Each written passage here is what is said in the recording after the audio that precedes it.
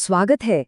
कभी ऐसा सोचा है कि एक पूरी की पूरी जीती जागती सभ्यता बस यूं ही गायब हो जाए और पीछे अपने बारे में कोई भी लिखा हुआ सुराग तक न छोड़े? आज हम एक ऐसे ही गहरे रहस्य की पड़ताल करने वाले हैं। और ये सवाल हमें सीधा ले जाता है हड़प्पा सभ्यता की ओर। एक ऐसा समाज जो आज से हजारों साल पहले शहरों की प्लानिंग, ट्रेड और यहाँ तक कि इंजीनियरिंग में भी हमसे कई आगे था। कमाल की बात तो ये है कि उनकी भाषा आज भी हमारे लिए एक ऐसी पहेली बनी हुई है जिसे कोई सुलझा नहीं सका है।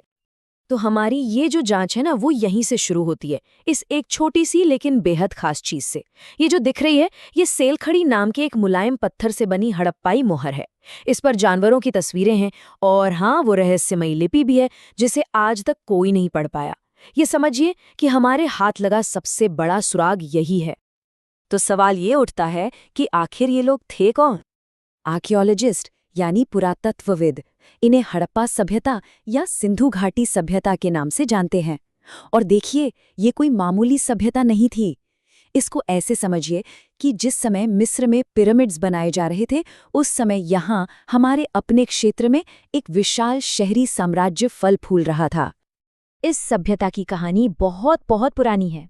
इसकी जड़ें लगभग 6000 ईसा पूर्व तक जाती हैं। सोचिए, वो समय जब इंसान ने बस खेती करना और गांव बसाना शुरू ही किया था। लेकिन इसका जो सुनहरा दौर था, वो था 2600 से 1900 ईसा पूर्व के बीच का। ये अपने चरम पर थी और फिर अचानक सब कुछ बिखरने लगा। तो चलिए अब सबूतों की तलाश में सीधा चलते हैं उस जगह जहां ये लोग रहा करते थे, यानी उनके वो शहर जो किसी को भी हैरान कर दें। हड़प्पा के जो बड़े शहर थे, मिसाल के तौर पर मोहनजोदाड़ो, वो दो हिस्सों में बटे हुए थे। एक था दुर्ग, छोटा लेकिन ऊंचाई पर बना हुआ, और दूसरा था निचला शहर जो काफी बड़ा था। ऐसा माना जाता है कि दुर्ग में शायद कह सकते हैं सरकारी या सार्वजनिक इमारतें रही होंगी और निचले शहर में आम लोग रहते थे। जरा सोचिए, आज से 5000 साल पहले इतनी जबरदस्त प्लानिंग से कोई शहर बसाया गया हो, यह उस जमाने के हिसाब से तो किसी चमत्कार से कम नहीं था। लेकिन अगर इनकी इंजीनियरिंग का असली कमाल देखना है तो वो उनकी ड्रेनेज सिस्टम यानी जल निकासी प्रणाली में नजर आता है। एक पुरातत्वविद थे, अर्नेस्ट मैके। उन्होंने जब इसे देखा तो कहा कि ये उस वक्त तक खोजी गई सबसे बेहतरीन प्राचीन व्यवस्था है। हर एक घर, जी हाँ, हर एक घर शहर की ढकी हुई नालियों से जुड़ा था। ये एक ऐसी सुविधा है जो सच कहूं तो आज भी दुनिया के कई हिस्सों में देखने को नहीं मिलती। मतलब सब कुछ एक प्लान के तहत हो रहा था। सड़कें एक दूसरे को बिल्कुल 90 डिग्री के एंगल पर काटती थी, एक ग्रिड पैटर्न में। जो ईंटें इस्तेमाल होती थीं, उनका साइज हर जगह, हर शहर में एक जैसा था। यहाँ तक कि घर बनाते वक्त प्राइवेसी का भी पूरा ख्याल रखा जाता था। ये सारी बातें एक ही तरफ इशारा करती हैं कि कोई न कोई सेंट्रल अथॉरिटी जरूर थी जो इन सब चीज़ों को मैनेज कर रही थी। तो ठीक है, शहर तो बड़े शानदार थे, पर सवाल ये है कि इन शहरों में रहने वाले लोगों की जिंदगी कैसी थी? उनकी इकॉनमी, मतलब अर्थव्यवस्था, कैसे चलती थी? चलिए अब इन सुरागों का पीछा करते हैं। हड़प्पा के लोग कमाल के कारीगर थे, इसमें कोई शक नहीं। वो दूर दराज के इलाकों से कच्चा माल, मतलब रॉ मटेरियल मंगवाते थे। फिर चनूदड़ो जैसी खास जगहों पर, जो समझिए कि उनके प्रोडक्शन सेंटर थे, उस कच्चे माल से कीमती चीजें बनाते थे। और फिर ये तैयार माल बड़े बड़े शहरों जैसे हड़प्पा और मोहनजोदड़ो तक पहुंचाया जाता था। और बस यहीं से शुरू होता था उनका विशाल ट्रेड नेटवर्क। और हाँ, ये कोई छोटा मोटा लोकल बिजनेस नहीं था।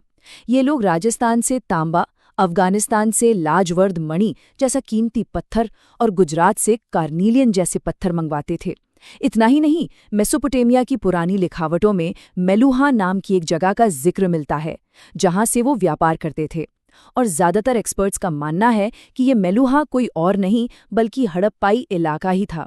मतलब साफ है, ये एक इंटरनेशनल ट्रेड नेटवर्क के सेंटर में थे, जो उन्हें उस जमाने की सबसे बड़ी ताकतों में से एक बनाता था। तो सब कुछ इतना अच्छा चल रहा था, एक तरक्की करती हुई सभ्यता, शानदार शहर, बड़ा व्यापार, और फिर हम पहुंचते हैं इस कहानी के सबसे बड़े रहस्य पर। आखिर ये महान सभ्यता गायब कैसे हो गई? लगभग 1800 ईसा पूर्व के आसपास अचानक कुछ बहुत बड़ा बदला। वो विशाल शहर खाली होने लगे, वो एक जैसे वजन के बाट, वो खास मोहरें और वो लिखाई जो उनकी पहचान थी, सब धीरे धीरे गायब होने लगे। ऐसा लगा जैसे किसी ने अचानक से लाइट बंद कर दी हो।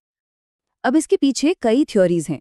कुछ लोग कहते हैं कि क्लाइमेट चेंज हुआ होगा, कुछ का मानना है कि नदियां सूख गईं या उन्होंने अपना रास्ता बदल लिया।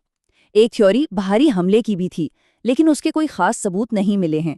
तो सबसे ज्यादा संभावना इसी बात की लगती है कि किसी एक वजह ने नहीं, बल्कि कई सारी चीजों ने मिलकर इस महान सभ्यता को धीरे धीरे खत्म कर दिया। और इसके बाद हजारों सालों तक ये पूरी की पूरी सभ्यता गुमनामी के अंधेरे में खोई रही। किसी को इनके बारे में कुछ पता ही नहीं था। फिर आया मॉडर्न दौर और हमारे पुरातत्वविदों ने समझिए कि इस ठंडे पड़ चुके केस को दोबारा खोला। और फिर साल था 1924।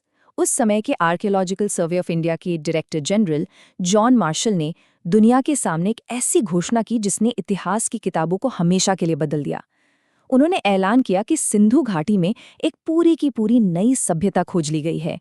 इस एक अनाउंसमेंट ने भारतीय उपमहाद्वीप के इतिहास को एक झटके में हजारों साल और पीछे धकेल दिया।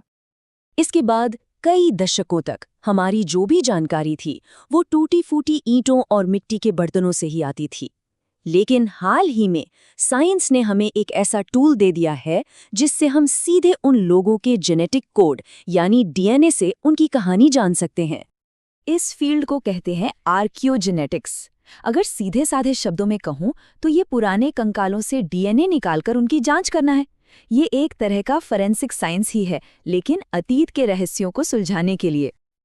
और इस कमाल की नई तकनीक का इस्तेमाल हुआ हरियाणा के राखीगढ़ी में। राखीगढ़ी जो अब तक खोजा गया सबसे बड़ा हड़प्पाई शहर है। जी हाँ, ये मोहनजोदड़ो से भी कहीं ज्यादा बड़ा है। और यहाँ जो कंकाल मिले उन्होंने तो जैसे पूरी कहानी ही पलट कर रख दी। राखीगढ़ी से मिले डीएनए ने यह साफ कर दिया कि हड़प्पा के लोग इसी जमीन के मूल निवासी थे, वो कहीं बाहर से नहीं आए थे। और सबसे हैरान करने वाली बात वो ये है कि आज के ज्यादातर दक्षिण एशियाई लोग उन्हीं के सीधे वंशज हैं। ये खोज इस इलाके में 5000 सालों की एक जेनेटिक और कल्चरल कंटिन्यूटी को साबित करती है। और साथ ही ये उन पुरानी थ्योरीज पर एक बड़ा सवालिया निशान लगाती हैं जो किसी बड़े बाहरी हमले या माइग्रेशन की बात करती थीं। तो इसका मतलब ये हुआ कि ये कहानी सिर्फ एक खोई हुई सभ्यता की नहीं है, ये कहानी आज की है। ये इस क्षेत्र में रहने वाले करोड़ों लोगों की जड़ों की कहानी है, वो जड़ें जो सीधे उस पहली महान शहरी सभ्यता से जाकर जुड़ती हैं। लेकिन एक सबसे बड़ा रहस्य आज भी बाकी है, और वो है उनकी लिपि। सोचिए, जिस दिन हम उसे पढ़ पाएंगे उस दिन वो हमें अपनी दुनिया के बारे में, अपने राजाओं, अपने देवी देवताओं के बारे में न जाने कौन कौन से नए राज बताएंगे। ये एक ऐसी पहेली है जिसके सुलझने का इंतजार हम सबको है।